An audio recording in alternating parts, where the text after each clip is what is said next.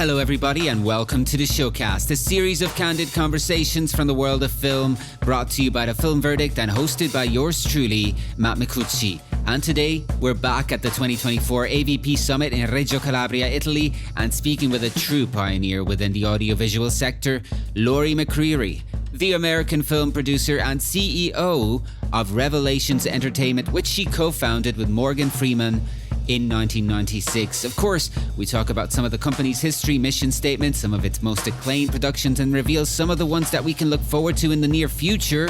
But McCreary also shares her thoughts on the current state of the audiovisual industry, particularly in the face of technological innovations and disruptions that have not only altered viewing habits but also impacted the lives of creators and producers within this industry. McCreary also talks about her journey, her background in computer sciences, her love of theatre, and being among the first to understand that the audiovisual industry needed to adjust its model to the changing technologies, predating somewhat the rise of the big streaming platforms. There's so much to talk about, so without further ado, fire up on Audio Teeny and listen to the audio waves as they fly through the air. This is the Showcast.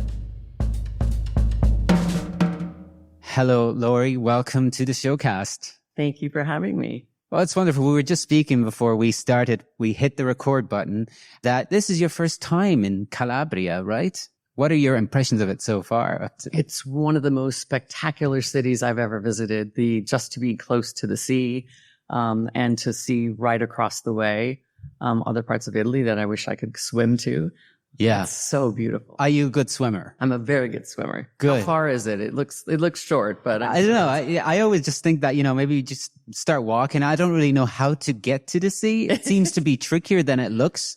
But surely if you just started walking, it's right I'm there, sure right? You would hit it. You hit some beach somewhere. Yeah. I'm not a good swimmer. Oh, okay. I was born on the sea. I grew up in the sea. I was born in Genoa here in Italy, but I grew up in Galway in Ireland, and yet I can't swim. It's so funny. Very well. I just heard the Irish accent when you said Ireland. Yeah, a little bit. Yeah. It's specific, especially comes out when I pronounce the word Ireland. Yes, exactly. It's the R's, right? It's the R's. Well, Lori, like I said, it's such a wonderful pleasure to have you here. We're obviously here for the AVP Summit, audiovisual producers coming from all over the world, such as yourself, and I'm delighted to get to talk with you. But I like to also get to know the people I speak with a little bit, and break that proverbial ice by asking a very simple question, In this case, as you are so heavily involved in the wonderful world of cinema and film, I'd just like to ask you, what is your earliest memory of cinema? I think it is probably my mom taking me to a Disney movie.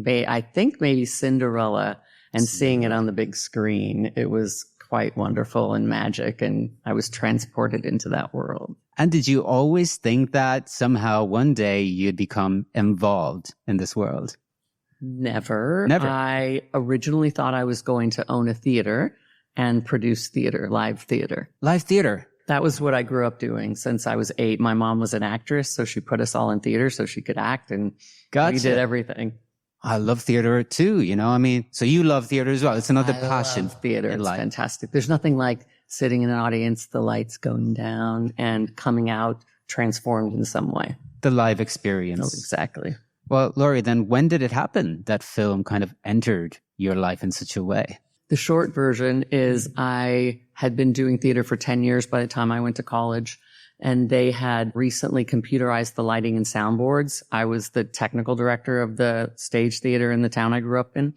And they computerized the lighting and soundboards. And I went one night to turn on the computer to run a show that I had designed lighting, and the computer didn't turn on. And I had to run it manually. I had a 5-minute sunrise, which you would never do on a manual system. And I thought, a couple of weeks later, I was filling in my college application, and I thought, I don't want to study theater. I should study computer science. So I actually have a degree in computer science from UCLA with the intention of bringing together technology and theater and using the two to tell stories. And I took a little sidetrack and started a software company when I was in college. That did billing and time management for lawyers. And I had an epiphany one night. It was like 11 o'clock at night. I was a student and working at the company. And I thought, am I going to die and have my gravestone say, here lies Lori McCreary. She helped lawyers bill people more. And I thought, no, I have to go back to storytelling. And so it just happened that the next thing that happened to me is I saw a play called Bopa, which was an anti-apartheid play. And I thought, with a friend of mine, we should make this into a film. I had never made film before ever in my life, but I knew how to do theater. So I thought, oh, what's the difference? Ugh, gotcha. Big difference. Well, that friend of yours is a well-known person, right? Morgan Freeman. Oh, yeah. No, I hadn't met Morgan yet. Oh, okay. Yes. It was so that happened later. I was a lawyer friend of mine. Yes. And he said, have you made theater? Have you made a movie? I said, no. And so we figured out how to do it. We got a script. And then that's when Morgan came in because we wanted Morgan to play the lead. And it just so happened that lots of coincidences, which I think is more the universe conspiring to help you with your dreams, or God helping you. And we sent the script to Morgan to play the lead. And he said, I don't think I want to play the lead, but I would direct it if you can get Danny Glover to play the lead. And that's how I connected with Morgan. He directed my first movie. Super. And it was his, I believe, his feature directorial. It was. And it also, like, is that the origins of Revelations? That is the origins of Revelations. We had such a wonderful, collegial relationship as producer director. I was a first-time producer. The first set I was ever on, I was one of the producers. And Morgan was a first-time feature director. And we found ourselves on the same side of the financial conversations, the creative conversations. And we'd always look at each other because we come from two different parts of America, different generations, and different backgrounds. And so it was quite extraordinary. I always say, if we each read 100 scripts, we could put them in 3 piles. What we'd like to produce, what Morgan should act in, and what we're passing on, and we would have the same exact piles. So growing together and evolving together, it sounds like. But here's a silly question. I should say silly, simple. And yes. I am curious, why Revelations as the name of the company? This is an interesting story. So Morgan and I, it was one of our very first meetings as a company. We had just decided we would start a company. It was his idea to start the company, thank goodness. And so we're sitting down. I had a whole list of questions I was going to ask him. And he said, before you get to the meeting questions for the company, I want to read you something. And he took out something he had written that was a first-person account of Ishmael from the Bible. And, you know, when he's going to read something, you sit back and listen. So I listened. It was, yes, it was so beautiful. And then I was like taken. So I looked at my paper and I was like, okay, the first thing on our agenda is, what's the name of the company? And he said, well, since we're here, how about Genesis, the first book? And I said, oh, I think there's a game called Genesis. There's a very big band called Genesis at the time. This was in 1996. They're still big. Yes. Yes. Sorry. Didn't mean to. And so he said, well, how about we go to the other side? How about Revelation? And then he said, no, Revelations, because when we tell stories, we hope that people will have revelations about their life or about other people or about the world. Right. So that makes total sense. I mean, that kind of describes or in a way defines what your films are about. Or the television series that you produce, that's what it is. You know, that's the mission statement in a way, right? That is the mission statement. Our vision and mission statement is to reveal truth. And hopefully that helps you or all of us have some kind of a revelatory experience about the world. Gotcha. Well, you mentioned computer sciences. You know, this is a huge area of expertise for you. And you know, over the past years, what we're talking about, even just decades ago, just the way in which we consume audiovisual content has changed so drastically in ways that maybe couldn't even have been predicted. You were somehow at the forefront of some of that, especially in terms of the streaming platforms, which of course is the way in which most of us consume most of the audiovisual content nowadays. But back then, I mean, what was that? What were those days like? I mean, it just seems to me like it took a lot of figuring out, a lot of understanding how people would be inclined to view audiovisual content. I think because I had a background in understanding computers and how they'd been progressing through the years and how our use of them had progressed, I had a lot of very smart people around me from Intel Corporation, the big chip manufacturer, and they're always looking 7 years ahead. And so we would sit down and collaborate, and I would talk about the kinds of things we thought were happening. And we were very afraid at the time because Napster was big, and the music industry had gone through a huge revolution, really, or evolution, where people were stealing their music. And our big thing was we need to make our content easier to buy than to pirate. And we had this mantra for many years with Intel. And Morgan and I took it as our mission with Intel to help our industry understand what it would mean to take our content and put it online, that you could secure it. It took some technical innovation, but that ultimately everyone was going to do it. And I remember back in 2005 showing a small handheld device that basically looks like a phone now, but it's before the mobile phones were prevalent. And it was I think it was a Samsung or Sony device. And we said people are going to be watching movies on this type of a screen. And every single face just looked mortified.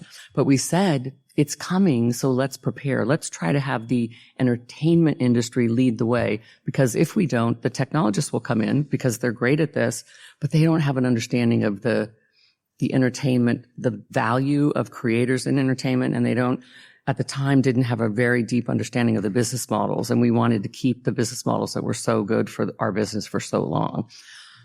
We were a little too soon to the market. We started a company with Intel called ClickStar, which was streaming movies. Yeah, I heard about that. Yeah.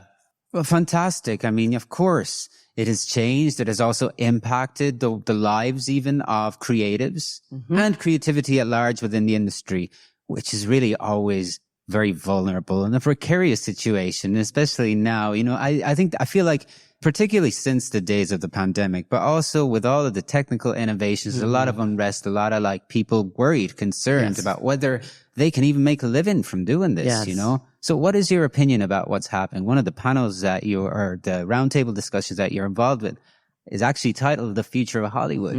There's a lot to discuss, right? But in terms of just what's happening now, do you feel positive? What's your perception of the period that we're living through? I feel very positive. I understand that there are a lot of people who aren't working right now, and that is very hard for a lot of us in the industry. It's been a very rough time for the last 3 or 4 years. But I feel very positive because if you look historically, right, we'd have to learn from our history. Our business has had huge upheavals back from when we went from silent movies to sound. All the people that were in the silent movies were nervous that there was going to be no business. What's going to happen? When we went from black and white to color, when we went to TV, everyone thought, the film industry is not going to survive. Then when DVDs came out, but DVDs gave people access. So we're in a changing time, but I think the opportunities that are here now with AI, with all the great technology that we can use to make products, and also with the younger generation coming up that doesn't need to have a full 2-hour movie to keep their attention. It's great for us and it's great for innovation. And I think we just need to stay a little ahead of it. Yeah, the two things that always pop up in conversations about the current state of the audiovisual industry is short form content, which is becoming increasingly hugely popular, especially among younger audience, but not only.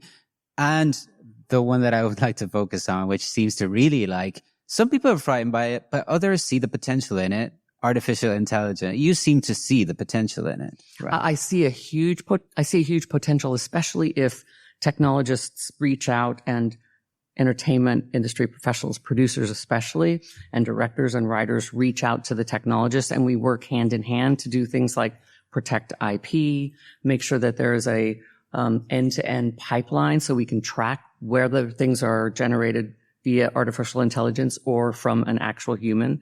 The laws are different for each. So as producers, we need to be very careful about how we're assembling movies in the future to know that we can actually own what we're presenting. But I think it only happens with the collaboration between the technologists, things like SMPTE in America, which is the Society of Motion Picture and Television Engineers, and the Producers Guild of America, and hopefully people from Europe, so that we can come together and help decide how to push the industry forward in a way that protects everyone. Guys, that introduces, you mentioned collaboration. Another thing that you'll be discussing is co-productions, which again is another thing that is very, very important when it comes to producing audiovisual content. So Is that still the case right now? And also, do you see, the potential in territories communicating with each other, and producing, and also just, interacting with each other and learning from each other too? I think it's so important. It's one of the reasons I love coming to this summit, because I learn from my colleagues from other parts of the world, and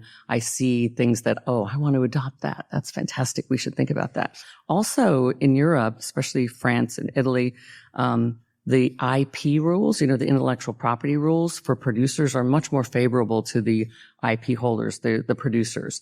And sometimes the distributors will only option them for a certain amount of time, but the IP as a law stays with the producers. In America, it's not so. When we sell our IP or we go to a distributor, they then take on the IP, and we, the producers who maybe have had something for 20 years, basically hand it over. And I think it's a good thing for American producers to team up with European producers, because perhaps together we can help keep the IP, in our own hands. These are things that are not often discussed. No. We talk about everything but these things, and exactly. Yet certain degree of attention should be given to them. Absolutely. Very important. I have a book that Morgan and I optioned in 1997 called Rendezvous with Rama. And it's a 4-book series. It's by Arthur C. Clarke. Big science fiction. And we've had that under option. We just bought it 3 years ago. So we now own that. And we're working with Alcon to bring it to life. And Denis Villeneuve, who did Dune 2, is going to direct it. But that's our property. And we're hoping that we're going to be able to exploit it long term. And I think that I'm hoping that we'll have that opportunity. Okay. The conversation then heads back towards Revelations, because it has produced so much great content over the years. And you talked about something else that we can look forward to. What are some things that you are particularly proud of when you look back in its history, but also some things that you are excited about that are coming up real soon? Well, thank you for asking. I think one of the films that I'm most proud of is called Invictus, which was a story about the 1995 Rugby World Cup.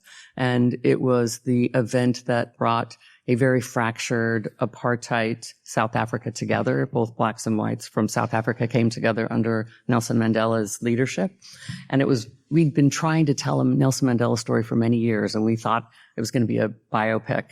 I lost ability to make the biopic, and I was very depressed. And Morgan said to me, when a door closes, a window opens, don't worry. And like 3 weeks later, Fred Spector sent us the treatment for this book that was about Invictus, about the 95 World Cup. And then Clint Eastwood directed it, and we were able to show Nelson Mandela the film in its entirety. And it's probably one of the most moving experiences I've ever had as a filmmaker. Yeah.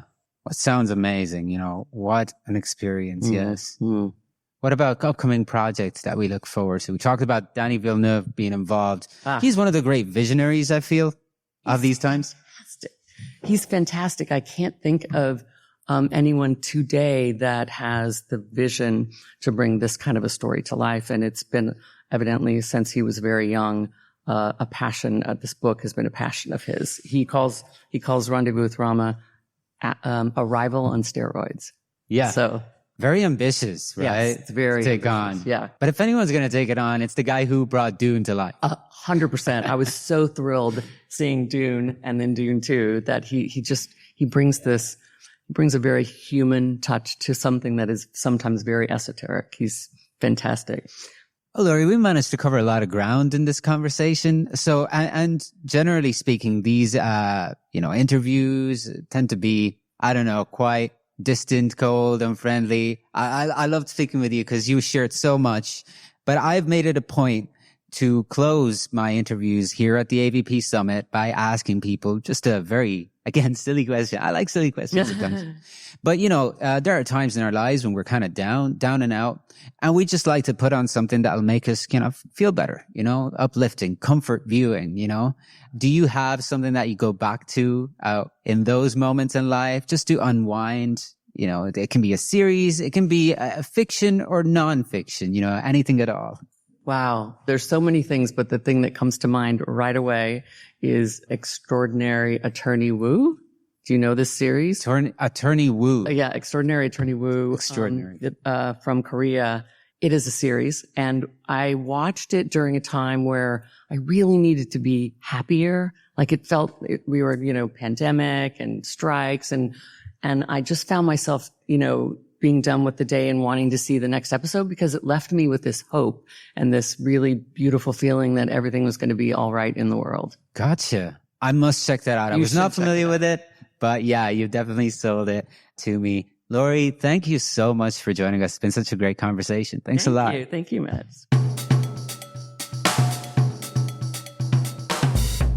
Well, I hope you enjoyed this conversation from the Audiovisual Producers Summit of 2024 taking place in Reggio Calabria, Italy. And let me take this opportunity to remind you that there's plenty more great podcast conversations with film industry professionals, audiovisual professionals, and creatives from all over the world that you can discover over at filmverdictnetwork.com. Whether you work in the audiovisual industry or would like to find out more about it. And to make sure you never miss an episode, you can look for us by entering TFV Network and following us wherever you get your podcasts from. Till the next time, from The Film Verdict, this is Matt Micucci signing off. See you soon.